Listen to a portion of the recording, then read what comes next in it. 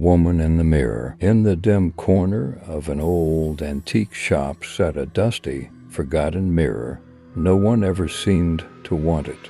Rumor had it that the mirror dated back to the 1800s, and its original owner had been found mysteriously dead in front of it. Over the years, it had passed from hand to hand until one day, a young woman purchased it as a decorative piece. At first, everything seemed normal, but as the nights went by, strange things began to happen.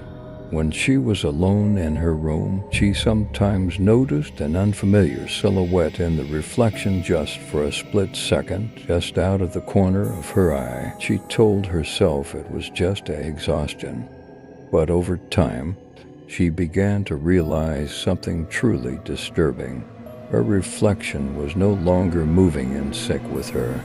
It blinked slower, turned its head at an odd angle, and worst of all, it sometimes smiled, even when she wasn't. The longer she spent in front of the mirror, the more she began to hear whispers, low murmurs in a language she didn't recognize. Then, one night, as she stared at the reflection, it locked eyes with her and refused to blink. She tried to back away, but the door to her room wouldn't budge. Hours passed. The reflection in the mirror slowly inched closer, not in real life, but within the glass itself. It was as if it were trying to push through to her side. She wanted to scream, but no sound came out. The figure in the mirror tilted its head, lips moving silently, forming words she couldn't hear.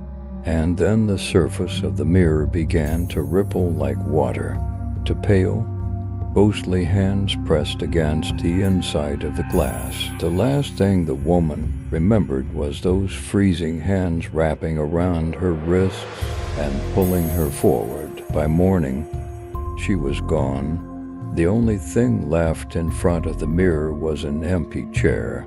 But if you looked closely at the glass, you could still see a faint, eerie smile staring back at you.